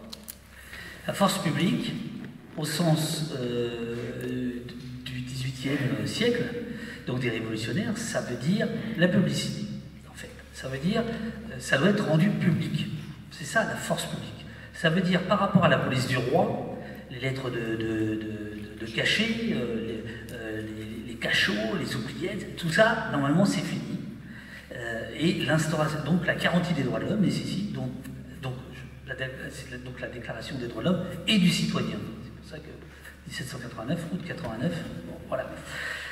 Le problème, c'est qu'aujourd'hui, on a quand même le sentiment que, justement, la condition qui est donnée à la fin, c'est quel texte quand même, cette déclaration, et non de l'intérêt particulier de ceux qu'elle emploie, il résonne beaucoup aujourd'hui. Il résonne beaucoup. Quand vous avez des syndicats de police, un ministre de l'Intérieur, qui vous explique les policiers sont le dernier rempart de la République, que vous avez des syndicats qui osent dire sur des plateaux de télévision à des élus de la République, mais si on n'était pas là, vous n'auriez personne pour vous défendre, etc. Enfin, je veux dire, il faut écouter le discours. Moi, je ne crois pas que ce soit une énorme connerie ce qui a été dit au pied de l'Assemblée nationale, le problème de la police et la justice. C'est une grande vérité. Et d'ailleurs, si vous me permettez juste une petite seconde, je vais faire le code de mon téléphone afin de vous citer juste un tout petit truc, parce que c'est important d'avoir le texte, c'est la Cour des comptes. La Cour des comptes, donc c'est quand même pas les premiers gauchistes. Hein. Il faudrait juste que je retrouve ça vite fait. Oui, ça va être là, bougez pas. Voilà, non, c'est pas lui, hop, ça c'est autre chose. Voilà, la Cour des comptes, vous pouvez aller sur leur site internet, a rendu public, il y a 2 jours, un rapport cinglant sur la police. Mais absolument cinglant. Et notamment, il dit « La police connaît un dialogue social asymétrique ». Donc, il y a beaucoup de litotes, je vais vous traduire ensuite. Hein. Bon. La police connaît un dialogue social asymétrique qui donne facilement droit aux demandes catégorielles et n'aboutit pas à des contreparties suffisantes en termes de temps de travail ou de conditions d'activité aux avantages obtenus. Ainsi, les mesures des protocoles adoptés pour répondre aux attentes salariales ou conclus dans le contexte du mouvement des Gilets jaunes ont représenté un coût de 416 millions d'euros. Au final, le ministère de l'Intérieur subit des demandes qui érodent ses marges de manœuvre budgétaires et le confondent en permanence à des difficultés d'absorption de son activité. Je vous ai dit, c'est la Cour des comptes, donc c'est dit. Peut-être que Christophe Correl pourra traduire. Non, c'est vrai. Donc, en gros, ça veut dire, ça veut dire, la Cour des comptes constate que les syndicats de police ont pris le pouvoir sur le pouvoir politique. C'est ça que ça veut dire. C'est ça que ça veut dire. Et c'est ce que veut dire la phrase « le problème de la police et la justice ». Parce que, ici, je pense que la plupart d'entre nous sommes attachés à la séparation des pouvoirs, Montesquieu, etc. Il faut voir la scène. On est au pied de l'Assemblée nationale. Donc, on est au pied du législatif. Et vous avez l'exécutif, le policier, qui dit au judiciaire, donc le troisième, toi, tu es le problème. Et vous avez des élus de la République, de droite comme de gauche, qui applaudissent. Ce qui s'est passé, ce n'est pas une énorme connerie. Je suis désolé. C'est un énorme problème. Oui, non, mais non. Je joue sur les mots, mais je suis d'accord. Je voulais juste rajouter. Je suis d'accord. Je voulais juste rajouter qu'effectivement, c'est un autre chiffre de ce même rapport de la Cour des comptes qui dit qu'effectivement, la masse salariale dans la police, en 10 ans, elle a augmenté de 21%. Alors, il ne faut pas croire qu'on a augmenté les salaires de la police de 21%, c'est pas ça. Ceci dit, on parlait de 400 millions, mais on part quand même de très très loin au niveau salarial dans la police. On est quand même une des polices les moins bien payées en Europe, etc. Donc on partait de loin. Après, effectivement, il y a un problème politique, je suis d'accord avec vous, qui fait qu'on négocie beaucoup la masse salariale lorsqu'il y a des problématiques, notamment de maintien de l'ordre, de gestion des foules, etc. Ce que moi je veux dire, par contre, c'est que je vous dis on a augmenté de 21% la masse salariale, mais pourquoi? Parce que finalement, à la fois, Emmanuel Macron s'était engagé à recruter 10 000 policiers durant son quinquennat. Il l'a fait, forcément il faut les payer, ces policiers-là. François Hollande, sur son quinquennat, avait fait exactement la même chose. Il a embauché, je crois, à peu près 7 000 policiers pour combler toujours la RGPP de Nicolas Sarkozy, d'accord? Donc ça fait effectivement une grosse augmentation. Mais après, le problème qu'on rencontre dans la police, c'est qu'on a effectivement cette augmentation de la masse salariale, sauf que derrière, les dépenses d'équipement, elles, n'ont pas augmenté. C'est-à-dire que vous avez plus de policiers, mais moins d'équipement. Et la formation aussi, vous en parlerez peut-être un petit peu. La formation, on peut en parler, c'est un vrai sujet dans la police, effectivement, mais voilà, juste, c'est très important, ces dépenses d'équipement, parce que les policiers sont, entre guillemets, à poil, en fait, sur le terrain, parce qu'ils n'ont pas le matériel. On peut parler des commissariats, on peut parler des véhicules, on peut parler de plein de matériel. Je ne connais pas un policier qui ne s'achète pas son petit matériel personnel à ses propres frais. Donc ça, c'est quand même un problème. La formation, c'est effectivement un enjeu majeur, et pour moi, c'est le premier des enjeux, le recrutement et la formation. Il faut savoir qu'on a recruté donc en nombre, je vous l'ai dit, mais ça induit quelque chose, ça, en fait. C'est qu'on a toujours, dans la police, je mets exception à l'après-attentat, où on a augmenté le nombre de candidats, mais on a toujours le même nombre de candidats dans la police. Je crois de mémoire que c'est 20 000 candidats par an, quelque chose comme ça. Et jusque-là, on avait à peu près quelque chose, ce qu'on appelle un taux de sélectivité, qui était 2% à peu près. On embauchait 2% des personnes qui se présentaient au concours. Oui, là vous parlez du recrutement. Hein. Du recrutement, je parle de recrutement, bien sûr. Donc, on commence par là, la formation, le recrutement, ça s'enchaîne. Donc le recrutement, 2%, aujourd'hui on est passé, et parce qu'il fallait embaucher, donc c'est un casse-tête, hein, clairement. Je ne dis pas que la solution est facile, mais on a embauché beaucoup, 17 000 personnes en 10 ans, et du coup on a un taux de sélectivité qui est passé à 14%. Ça veut dire que mathématiquement, vous baissez le niveau de recrutement de vos policiers. Alors, on peut faire ça, on peut à la limite baisser le taux de recrutement, c'est pas parce que quelqu'un est mauvais dans ses études qu'il va être un mauvais policier. Il ne faut pas faire ce raccourci-là, faire très attention. Par contre, ce qu'on doit faire à partir du moment où ce taux de sélectivité augmente et que du coup on embauche des personnes qui sont à l'origine, qui ont un niveau en tout cas moindre, c'est qu'on doit compenser ça dans la formation. Et ça, la formation, c'est un gros problème de la police nationale aujourd'hui. La formation initiale, c'est une chose, et la formation continue, c'est pire encore. La formation initiale, moi je suis rentré il y a à peu près 25 ans dans la police, c'était 12 mois de formation, au cours desquels on faisait 4 mois de stage dans des services actifs. 20 ans après, il y a 4-5 ans, on a décidé que ce serait 8 mois de formation stricte en école, donc ça ne change pas. Et après, les policiers font 16 mois en stage où ils continuent leurs apprentissages. Sauf que on n'a pas augmenté la période de formation des policiers, et aujourd'hui, on a les annonces du niveau de la sécurité qui nous disent, pardon, on va à nouveau augmenter cette période de formation de 4 mois, sauf qu'on va donner des contenus qui sont techniques, lourds, mais on ne va pas niveler la problématique de recrutement qu'on avait par le passé. Donc finalement, on a un recrutement qui ne bouge pas, et qui sera, dans la formation, pardon, on a une formation qui ne bouge pas trop, dans les faits, et on n'arrive pas à avoir un niveau de recrutement, un niveau de formation qui monte. Ensuite, deuxième axe, la formation continue, et ça c'est un autre problème, mais c'est aussi un casse-tête, c'est pareil. On a très peu de formation continue dans la police nationale. La seule formation qui soit obligatoire dans la police nationale, ce sont 3 tirs par an. 3 tirs par an. C'est rien, c'est pas comme ça que vous arrivez à maîtriser une arme, c'est juste quelque chose qui permet aux policiers de potentiellement se protéger s'il y en a besoin. On a finalement assez peu de tirs, assez peu de décès, même s'il y en a tous les ans de policiers, et c'est heureux. Mais c'est la seule formation qui soit obligatoire en formation continue. C'est-à-dire qu'aujourd'hui, et c'était encore plus le cas quand on était en sous-effectif, un chef de service ne veut pas envoyer des policiers en formation. Parce que les policiers qui l'envoient en formation, ils ne sont pas sur le terrain. Et quand vous manquez déjà de monde sur le terrain, bah vous vous dites, mais je ne vais pas l'envoyer en formation, parce que sinon, les mecs sur le terrain, j'ai plus personne.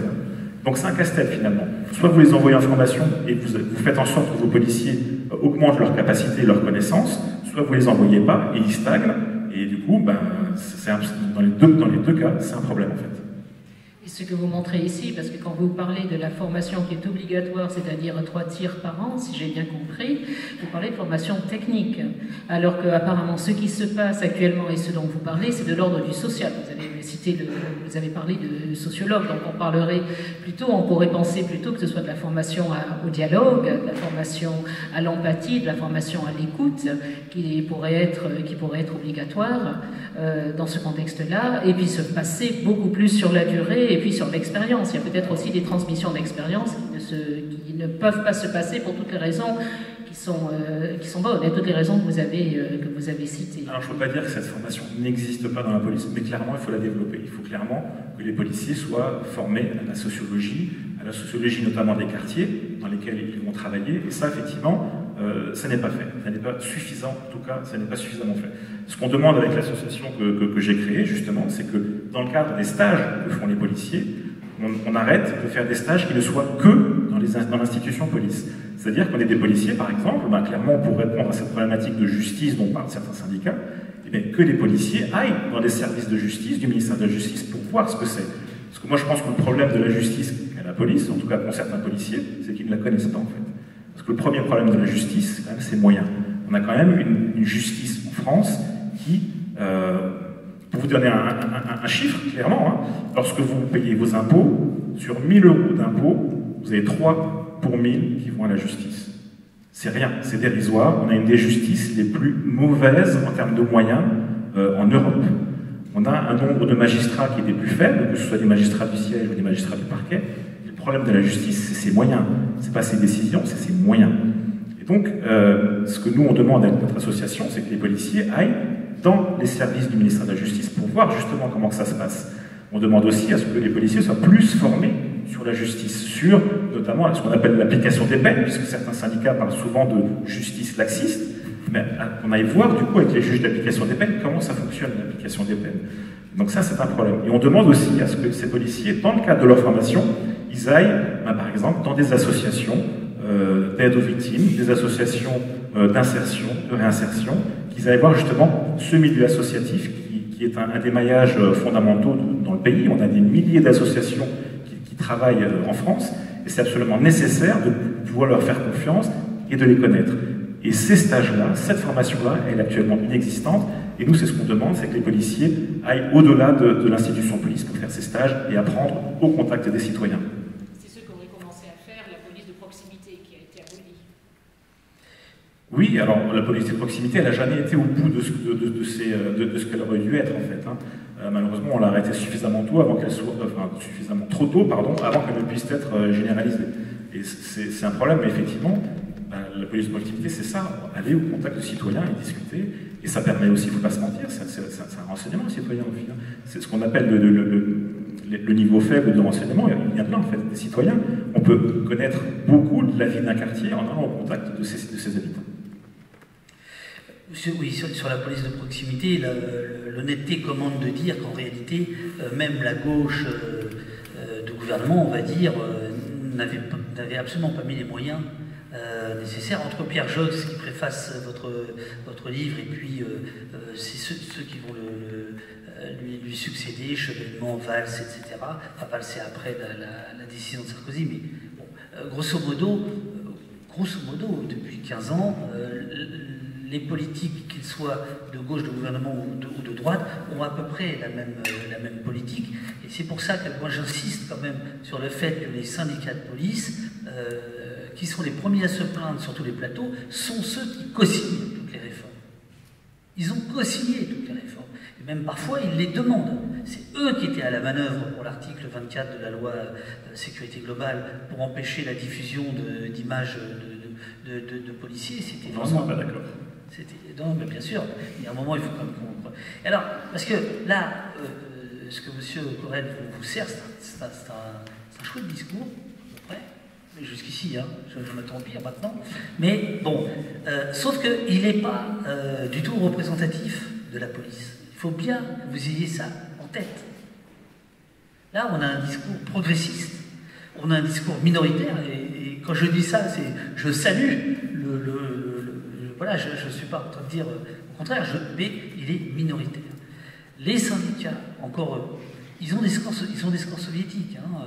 Le taux de syndicalisation dans la police, il frise les 50%. Il n'y a pas une corporation. Bien plus important que ça. Et ensuite, ils ont parfois des scores de 80-90% aux élections. Le syndicat majoritaire... C'est l'inverse. C'est l'inverse. On a 80-90% de personnes qui sont syndiquées, et après il y a deux syndicats majoritaires, donc ils sont tous les deux à 40%. Voilà, pardon. Enfin, bon. Voilà. Ça reste important. Ça reste soviétique, et c'est la police. Donc il y a quand même un truc. Pourquoi? Non, c'est pas soviétique. Non, il y a des raisons pour ça. Il y a des raisons, il faut expliquer aussi pourquoi. Oui, la raison c'est très simple, c'est que c'est rarement par conviction, c'est par carrière, parce que tel syndicat, dès l'école de police, vous met en main la carte en vous disant si tu veux ta mutation après tes 7 ans en Seine-Saint-Denis, prends la carte chez nous. Si tu veux de l'avancement, prends la carte chez nous. S'il y a un problème avec un journaliste qui est trop regardant parce que tu as été filmé en train de faire un truc, prends la carte chez nous. Peut-être pas ça, enfin, ça va venir, ce sera dans le dépliant bientôt. Quasiment non. La carrière, oui. La carrière, voilà, etc. C'est pour ça, hein, parce que pendant très longtemps, c'est moins vrai aujourd'hui, pendant très longtemps, les gestions de carrière étaient collégiales, administration et syndicats. Donc c'est très très important de se poser cette question-là. Alors après, je vois que le temps passe, je ne sais pas si on aura le temps de l'aborder, mais il me semble quand même que le contrôle de la police est important. La question de l'IGPN ou de l'IGGN pour les gendarmes est, à mon avis, essentielle. Si on veut répondre à la question qui est posée par Alexis, comment sortir des violences policières? Et là, si on a le temps d'aborder ça, j'aurai quelques arguments, mais je voulais quand même, qu'on ne se quitte pas sans que ce soit dit, ça au moins. Et l'autre chose qui est très importante, c'est ce qu'on appelle le continuum sécuritaire. C'est l'idée que le privé, le public étant donc la police nationale ou municipale, de plus en plus donne des droits de police à des sociétés de gardiens, de vigiles, de contrôleurs dans les transports. Je ne rentre pas dans la question du pass sanitaire, des vaccins, etc. Parce que sinon on est parti pour. Mais n'empêche que sur la question de la gestion des foules, elle est quand même posée là. Le continuum sécuritaire, c'est la privatisation d'une partie de notre espace public, ce sont ces caméras, ce sont ces drones, c'est la reconnaissance faciale par des entreprises privées, etc. Et d'une certaine manière, tout ce dont on vient de parler là, c'est presque l'ancien monde. C'est-à-dire que les enjeux sont devant nous, ce sont ceux-là. Ils sont extrêmement lourds et d'une certaine manière peut-être irréversibles. C'est pour ça qu'il faut vraiment s'y pencher. Juste deux choses pour dire, vous avez raison dans le sens où je suis minoritaire, c'est vrai. Enfin, on est minoritaire, je ne suis quand même pas tout seul. Mais j'essaye de... Vous pouvez avoir comme ça, si vous m'écoutez, l'air de penser que j'aime pas la police, que je critique les policiers. Et en fait, c'est tout l'inverse, justement. C'est que, certes, j'ai un discours minoritaire, mais mon objectif, c'est justement d'avoir cette critique constructive. C'est justement... Alors certes, je suis détaché aujourd'hui, je ne suis plus dans l'administration, au moins sur une période très proche, mais dans 3 ans, je vais certainement revenir au ministère de l'Intérieur. Mais moi, ce que je veux dire, et c'est ce que Pierre Jox dit dans le livre, et qui est à mon sens fondamental, c'est que les policiers, individuellement, ne sont pas nécessairement responsables de ce qui se passe sur le terrain. Les responsabilités sont celles de ceux qui les mettent sur le terrain, de ceux qui sont chargés de les former, et du politique qui prend les décisions. Ça ne veut pas dire qu'il n'y a pas du tout de responsabilité des individualités. À partir du moment où il y a des violences illégitimes qui sont commises, etc., évidemment que c'est un policier qui va être jugé pour ce qu'il a fait, mais derrière, il faut voir comment est-ce qu'il est en arrivé là. Pourquoi est-ce qu'il a été mis ici? Où est-ce qu'il a été mal formé? Et c'est ça qu'il faut voir, et c'est ce que dit Pierre Jox dans le livre. Ensuite, vous avez raison, un des enjeux fondamentaux, c'est l'inspection générale. L'inspection générale de la police, la gendarmerie, peu importe.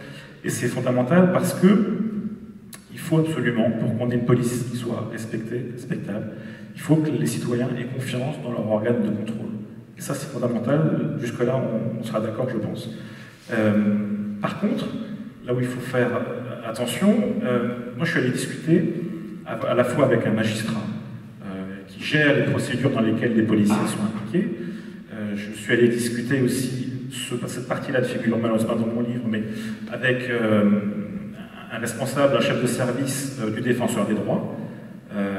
Et ces deux personnes-là, exactement de la même manière, me disent le problème, c'est pas l'IGPN.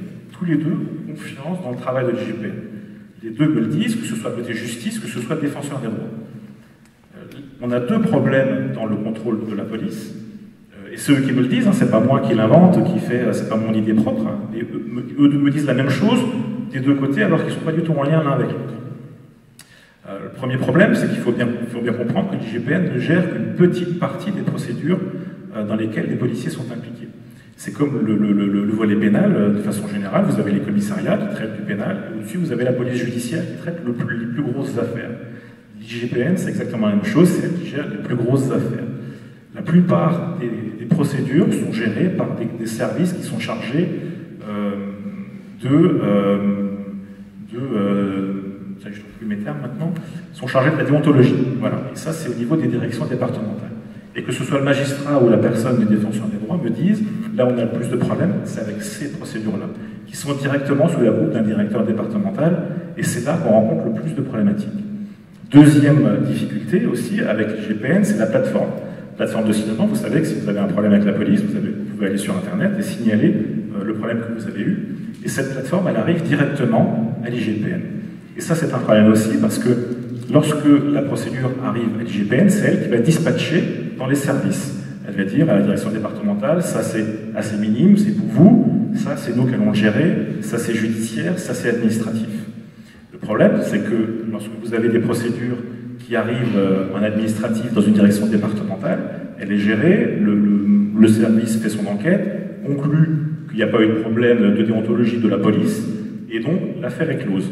La personne, on lui signifie la réponse qui est la décision qui a été prise, la personne n'est pas contente, et elle se tourne vers la justice. Alors elle envoie un courrier au procureur de la République en disant voilà, j'ai fait un signalement, regardez, on me dit qu'il n'y a rien eu, alors que quand même, moi j'estime qu'il y a quelque chose.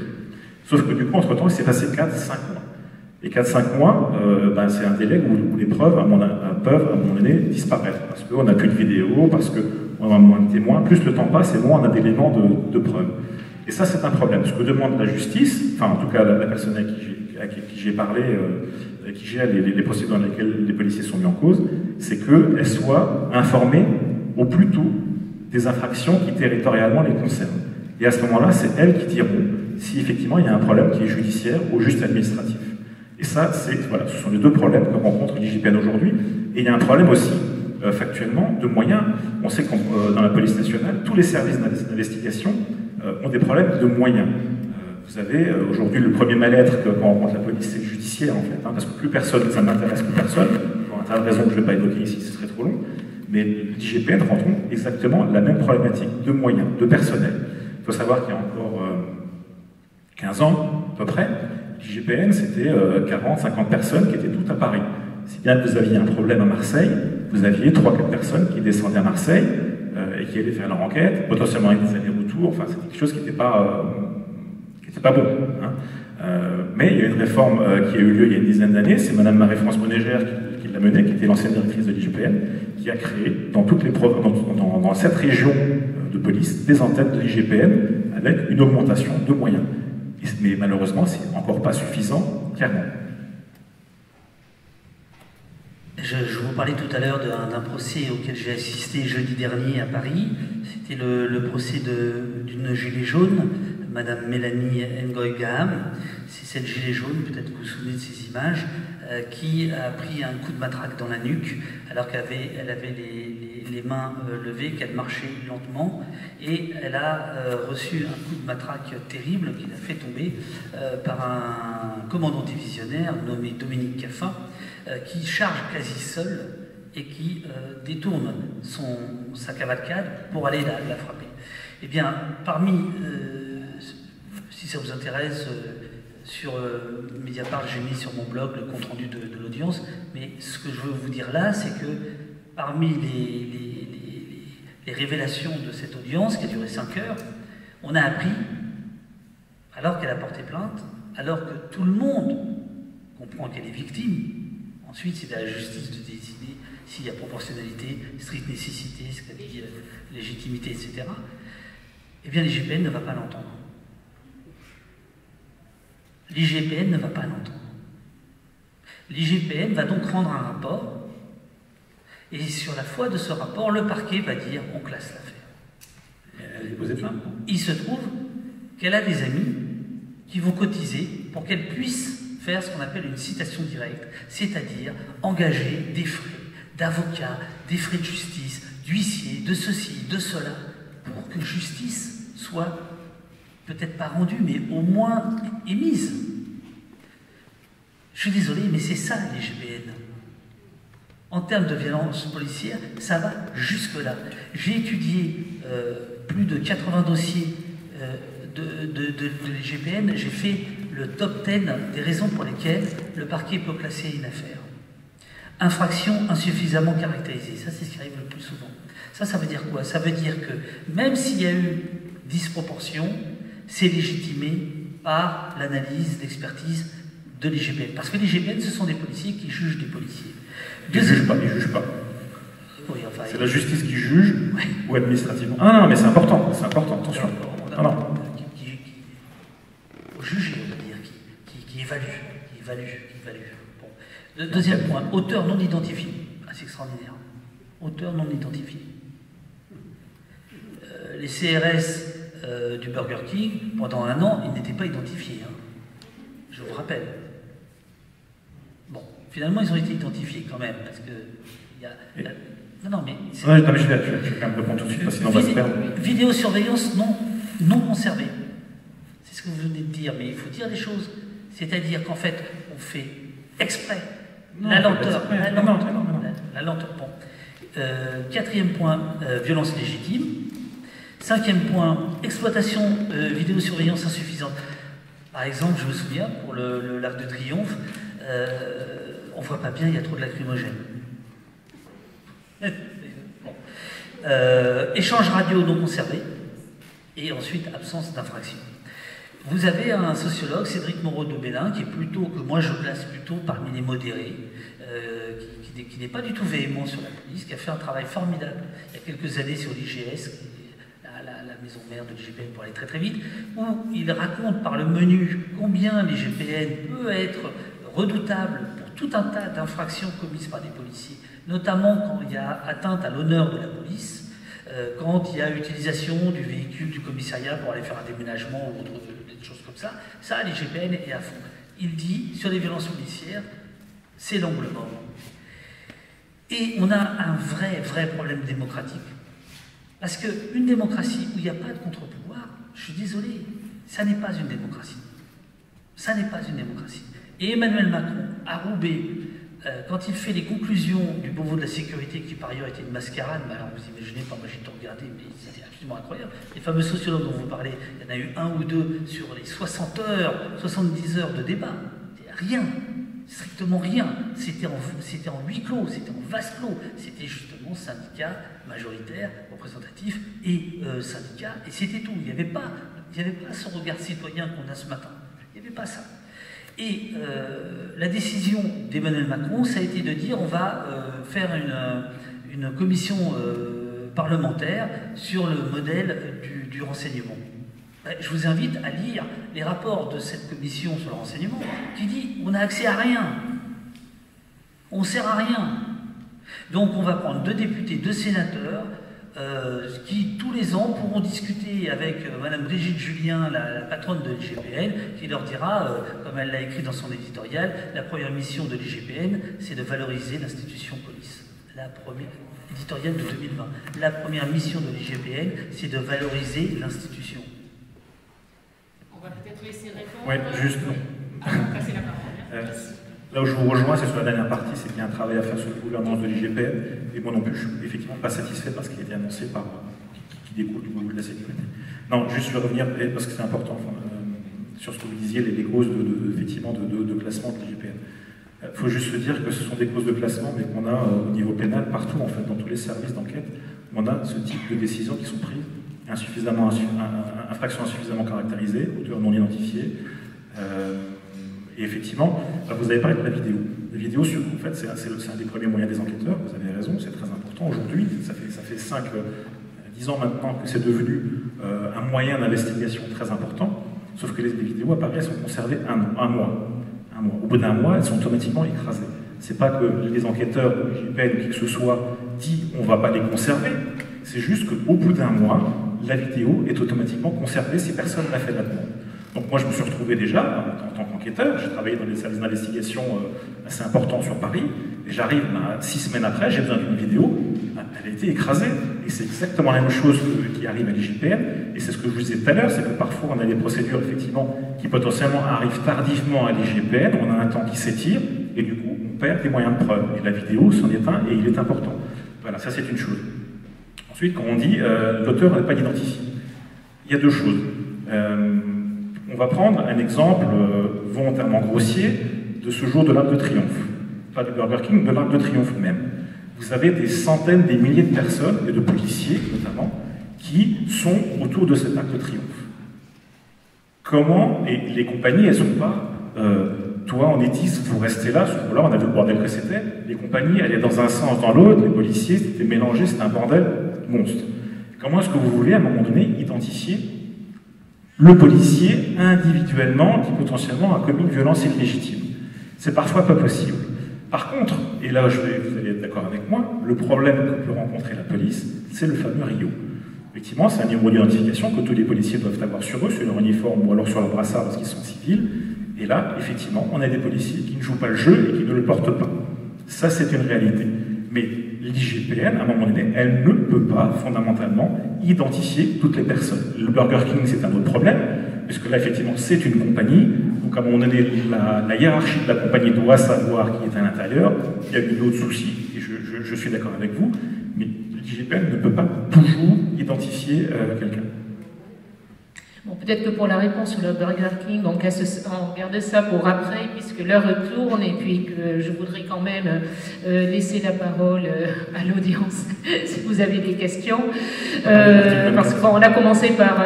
vous allez continuer après, de toute façon. Hein. Oui, c'est comment peut-on... comment sortir des violences policières, mais peut-on sortir des violences policières? Vous donnez 10 commandements, vous faites une proposition de 10 commandements, donc je vous invite à retrouver ça dans le livre et puis de lire ces 2 livres en parallèle. Y a-t-il des questions ici dans l'audience? Et je vais descendre et passer le micro. 2 ici. Moi, je voulais du coup reprendre la question comment sortir des violences policières. Et il y avait quelque chose que vous aviez évoqué, c'est qu'il y a une vraie bataille d'image, une vraie bataille médiatique, voire même idéologique, avec des mots qui sont utilisés par des chaînes de médias qui sont très particuliers, qui sont très connotés, qui ont un sens très, très précis. Est-ce que finalement, pour sortir des violences policières, il ne s'agirait pas aussi de participer à cette bataille des images à travers votre film, notamment David Dufresne, aussi, je pense à quelqu'un comme Gaspard Glantz avec Taranis News ou Street Politics. Enfin, il existe aussi les réseaux sociaux, il existe tout un tas de manières en fait de mettre en perspective ces violences policières, de dire qu'elles existent. Finalement, enfin, ce ne serait pas le cœur du problème aussi. C'est un sujet vaste et qui est mouvant. C'est-à-dire qu'on aurait pu penser effectivement il y a un an que cette bataille-là était gagnée. Alors je pense qu'elle est quand même gagnée quand je vois la surréaction policière par rapport à ces images-là et ce que je disais tout à l'heure, les syndicats qui ont demandé à Darmanin de rajouter l'article 24, ce que Castaner n'avait pas voulu faire pendant les Gilets jaunes. On voit bien qu'aujourd'hui, cette bataille de l'image, elle est centrale, mais en fait, elle est insuffisante. Parce que d'une certaine manière, des violences policières filmées, il y en a quasiment tous les jours. Et elles font souvent scandale, elles tournent. Est-ce que pour autant les choses changent? Aux États-Unis, quelqu'un peut filmer pendant 9 minutes et 20 secondes l'agonie d'un homme, George Floyd. Il se trouve qu'aux États-Unis, où la liberté de filmer est pleine et entière, pas une fois, Derek Chauvin, le policier, s'adresse à la dame qui filme. Personne ne l'empêche de filmer. Ce qui est quand même très différent avec ce qui se passe en France. Alors, moi, je pense que c'est quelque chose qu'il faut absolument continuer, parce que c'est ce qui force le débat. Mais ça n'est pas le seul débat, si vous voulez. On ne peut pas rester là-dessus. Surtout que ce serait insultant pour toutes les victimes de violences policières qui n'ont pas de traces audiovisuelles. Et là, si vous allez voir les comparutions immédiates ou les tribunaux, etc., on voit maintenant qu'il y a presque une injustice qui se rajoute à l'injustice. C'est que si vous n'avez pas de vidéo pour démontrer que vous avez été victime, quel que soit... eh bien, ça devient plus compliqué. On ne croit plus, et encore, je vous ai parlé tout à l'heure de Benelli, peut-être qu'on s'achemine vers une relaxe du commandant des CRS. Donc l'image en tant que telle, elle ne suffit pas. Mais au moins, elle permet de poser le débat. Et après, je dirais que les policiers qui considèrent que de filmer avec leur caméra piéton, c'est une façon de pacifier les relations, ce qui n'est pas toujours confirmé par les études sociologiques, notamment outre-Atlantique. Mais moi, je pourrais dire, alors à ce moment-là, la caméra du citoyen est aussi une façon de pacifier le geste policier. Je veux dire, si ça marche dans un sens, ça devrait pouvoir marcher dans l'autre. Je vais vous répondre quand même juste. La bataille des images, elle existe déjà, et que ce soit M. Dufresne, les personnes que vous avez citées, sont déjà une force importante, notamment sur les réseaux sociaux. Alors, ils ne sont peut-être pas forcément repris sur les chaînes d'infos, etc. Mais en tout cas, il y a déjà une force importante, je ne sais pas si c'est un contre-pouvoir, mais en tout cas, il y a déjà beaucoup d'images dans ce sens-là aussi. Je vais quand même en parler, du coup, puisque vous parlez de l'article 24, et je vais vous donner le sentiment qu'il y a, en tout cas. L'article 24, pour y revenir, c'est effectivement les policiers qui demandaient à ce qu'on ne puisse pas diffuser les images de certaines interventions sur les réseaux sociaux. L'idée, en tout cas c'est la mienne, et je pense que c'est celle de nombreux policiers, c'est pas d'interdire de filmer, c'est pas d'interdire de donner des moyens de preuve à la justice. L'idée, elle n'est pas là. L'idée, c'est de protéger le policier dans sa sphère privée. C'est-à-dire que le policier, à un moment donné, il a une femme, il a des enfants, et qu'à un moment donné, voir son image aux 20h de TF1 ou sur CNews ou sur BFM pendant 3 jours, potentiellement, ça peut avoir des répercussions sur sa sphère privée. C'est-à-dire qu'à un moment donné, sa femme peut être reconnue dans la rue comme étant la femme du policier qui a tapé, et alors je ne dis même pas que ce soit légitime ou pas, c'est même pas la question finalement en fait, hein. Ça peut être légitime, mais est-ce que la femme d'un policier doit payer pour les faits de son mari lors de ses interventions? Donc à un moment donné, vous avez sa femme, ses enfants qui peuvent être embêtés à leur école, devant chez eux, qui peuvent être parfois violentés. On voit bien aujourd'hui, hein, on a de plus en plus des tags anti-police sur les murs, il y en a même eu ce matin sur des commissariats. Donc ce que demandent les policiers, c'est juste qu'ils soient protégés dans leur sphère privée. C'est pas tant de filmer, c'est pas le problème de filmer qui pose problème, c'est le fait que ce soit diffusé et que ça mette en péril potentiellement leur famille. Là, je vais vous donner un exemple concret. Hein. Ça fait 25 ans que je suis entré dans la police.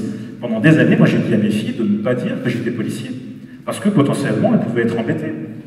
Et ma fille, il y a quelques semaines, m'a avoué elle-même que lorsqu'il lui est arrivé de dire que son papa était policier, ben, ça a fait le tri dans ses amis. Il y en a qui ne lui parlaient plus.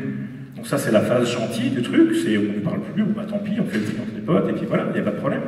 Mais parfois, ça peut poser des problèmes. Dans la cour de récré, vous savez bien comment peuvent être les ados, ils peuvent être sans merci. Parfois, ça peut aller jusqu'à des violences. Donc ce que veulent éviter les policiers, c'est juste que leurs enfants, ou leurs femmes, ou leurs familles puissent subir des répercussions par rapport à ça. Maintenant, et là où je vais revenir, et là vous allez être d'accord avec moi, c'est qu'il y a eu, et il y a toujours, des policiers qui, sur le terrain, veulent empêcher de filmer. Et ça, clairement, ça a été rappelé plusieurs fois par la Direction Générale de la Police Nationale. Ils n'ont pas le droit d'empêcher de filmer. Mais certains le font, et c'est ce qui pose problème, effectivement. Et c'est pour ça que le risque, et celui-là je l'entends, c'est que plus de policiers se sentent en droit d'interdire de filmer. Et ça, je l'entends. Mais il faut aussi, à un moment donné, essayer d'être impartial et de voir aussi le côté des policiers dans leur sphère privée. Merci. On va prendre la question suivante. L'autre question ? Bonjour. J'ai vécu pendant 35 ans à Paris et donc j'ai fait beaucoup de manifs. Et les premières manifs que j'ai faites, elles étaient toujours très cool, très tranquilles, avec des policiers qui nous accompagnaient parfois pour éviter que les automobilistes nous écrasent. Donc on avait un rapport à la police totalement différent de ces 5 dernières années. Bon, les 5 dernières années où j'ai manifesté, eh ben, la première fois de ma vie, j'ai eu peur. J'étais à une manif organisée par la CGT, on est monté la rue de Rivoli, on est arrivé à Concorde, et à Concorde, c'était la fin de la manif, en train de discuter avec des copines, et il y a une grenade antipersonnelle qui m'est tombée à 1 mètre. On est parti en courant, et on s'est dit, plus jamais on va à une manif. Ils ont réussi à nous convaincre de ne plus participer à des manifs. J'ai vu des batailles à République que jamais on n'avait vu avant. On a toujours eu à la fin des manifs des casseurs, bon, mais nous on partait avant les casseurs, ça se passait bien, et la police nous protégeait. Aujourd'hui, ce que je remarque, ce que j'ai constaté, c'est que la police ne protège plus les manifestants. Et ça, c'est grave. Je pense qu'il y a un vrai danger de notre liberté de manifester. Et donc, je voulais avoir votre avis là-dessus. Est-ce que c'est moi, enfin, je ne suis pas seule, hein, j'ai quand même avec des copines qui ont le même rapport que moi.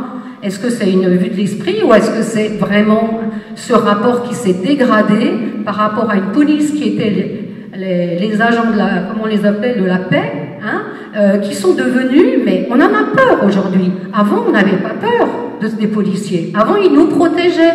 Aujourd'hui, on se protège d'eux. D'ailleurs, je leur ai dit à certains CRS, et juste pour terminer là-dessus, j'ai quand même vu des manifs où il y avait des CRS plus importants que le nombre de manifestants qu'on était. Et je comprends parfois que les CRS soient à bout de nerfs, ils nous le disaient même, parce que tellement sollicités pour n'importe quelle manif, ils étaient sollicités. La dernière manif que j'ai faite fin septembre à Paris, pour la manif pour le climat, le préfet allemand nous a interdit de manifester dans Paris. Nous sommes la seule ville dans le monde qui a eu l'interdiction de manifester. Nous étions bloqués à l'hôtel de ville. Et c'était une manif pour le climat. Et bien, il y avait des CRS qui nous ont empêchés de quitter l'hôtel de ville par tous les bouts. Ils nous ont enfermés et ils nous ont bloqués sur l'hôtel de ville. Et bien, moi, je dis qu'il y a une vraie régression de notre liberté de manifester.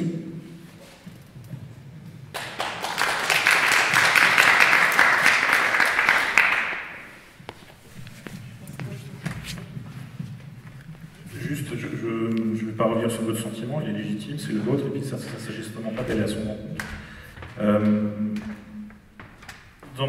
L'association que je préside, la vice-présidente, est une citoyenne qui, comme vous, manifeste pour le climat, pour plein de choses, et elle a exactement la même impression que vous, c'est-à-dire qu'effectivement, depuis quelques années, on a plus peur d'aller manifester, si ce n'est que elle a cette nuance de dire que dans les manifestants aussi, il y a plus de problèmes qu'il y avait avant. Les manifestants, une partie des manifestants sont plus véhéments qu'avant, et voire parfois violents. Là où les casseurs, pardonnez-moi du terme, étaient à l'époque en fin de cortège, aujourd'hui, ils sont meneurs.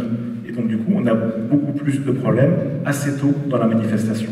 Mais vous avez raison dans ce que vous dites, et moi, je discute avec des gens, je travaille au ministère de la Justice maintenant, donc il m'arrive de discuter avec des magistrats qui eux-mêmes ont exactement le même sentiment que vous, ont peur d'aller manifester maintenant. Donc, c'est une réalité. Maintenant, dire qu'on ne peut plus manifester en France, je vois le cas dont vous voulez parler, je ne veux pas parler d'un cas unique, mais il faut juste dire qu'à Paris, on a eu l'année dernière, il y a eu 2000 manifestations revendicatives. On peut quand même encore manifester en France, et c'est un petit nombre de ces manifestations, qui pose problème. Alors, dans mon bouquin, il y a un personnage qui dit « On est passé du maintien de l'ordre à la répression ». Et c'est ce que vous venez de décrire. Et vous l'avez décrit avec justesse, à mon avis. Là c'est un peu difficile de répondre après, parce que je trouve qu'il y a beaucoup de contre-vérités quand même dans ce qui vient d'être dit, c'est-à-dire les manifestants sont plus violents qu'avant, etc. Enfin bon, voilà, ça tient pas la route, ça tient pas l'examen, la comparaison historique.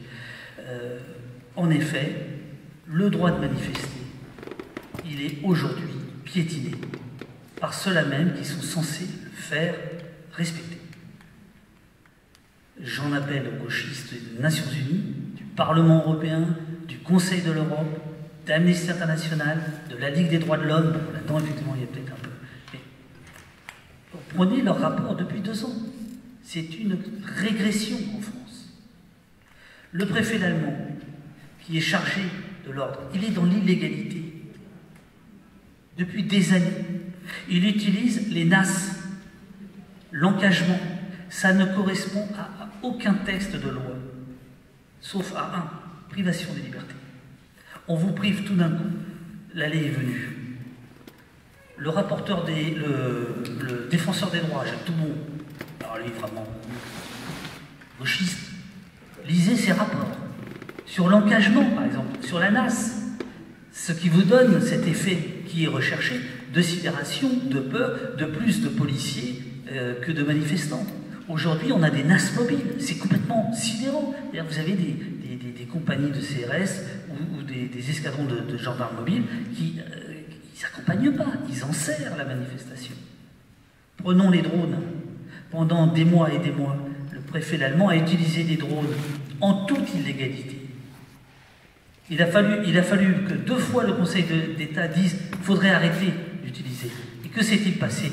Ils viennent de changer la loi. Il n'y avait pas d'illégalité, il n'y avait juste pas de texte. Mais après, effectivement, le Conseil des lois a invalidé le ouais, bah alors si vous avez un raisonnement de voyou, alors là... Mais non, il n'y a pas de voyou.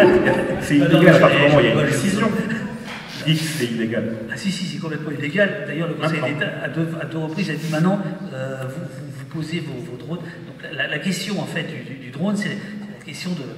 parce que technologiquement, c'est saisissant ce que ça peut faire un drone.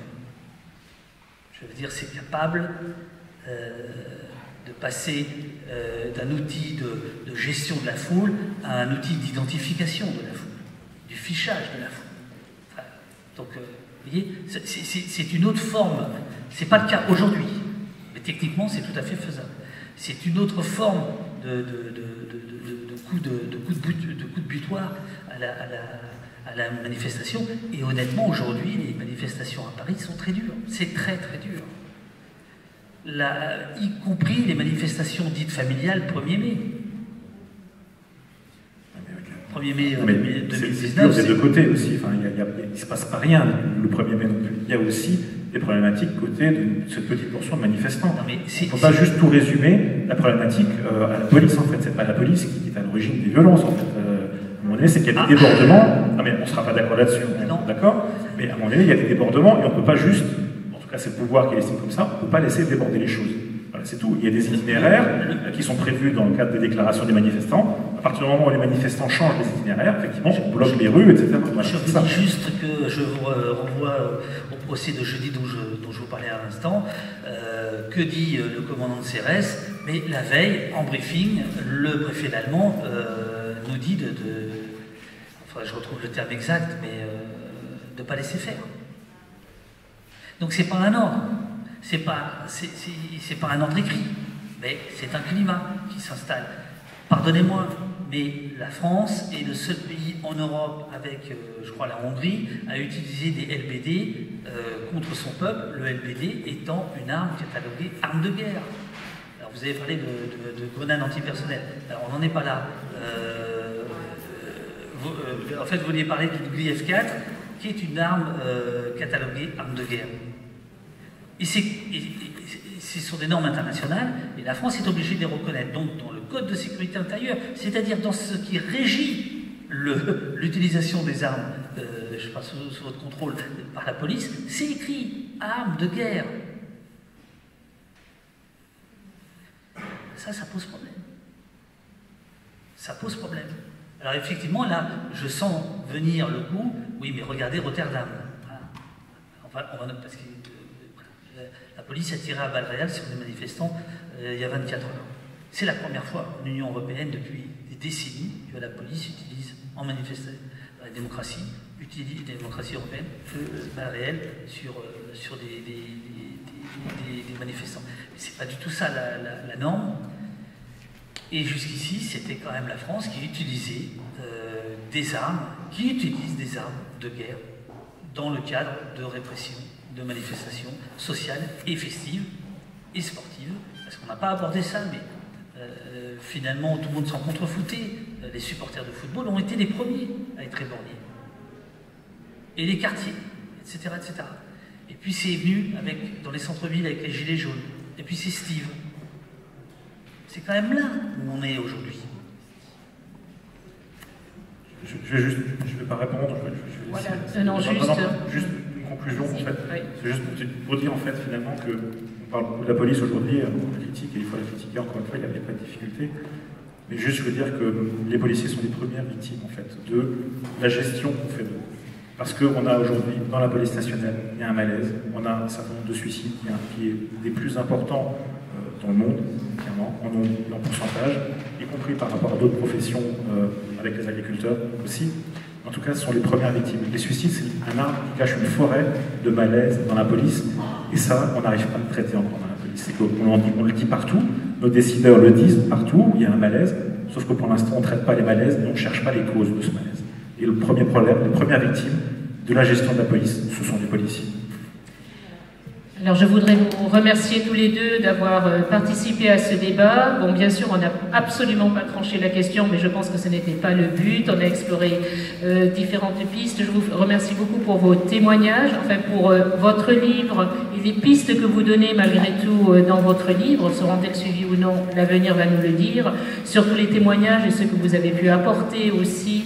Et je vous remercie aussi pour ce dialogue entre tous les deux. Et merci à vous pour votre attention. Je pense que vous restez là encore un petit moment et donc vous avez la possibilité de retrouver David Dufresne ce soir au Bel Air, enfin un peu dans le hall je pense maintenant, et puis ce soir au Bel Air pour la projection de votre film aussi. Donc merci et merci pour tous ces éléments que vous avez apportés à la réflexion.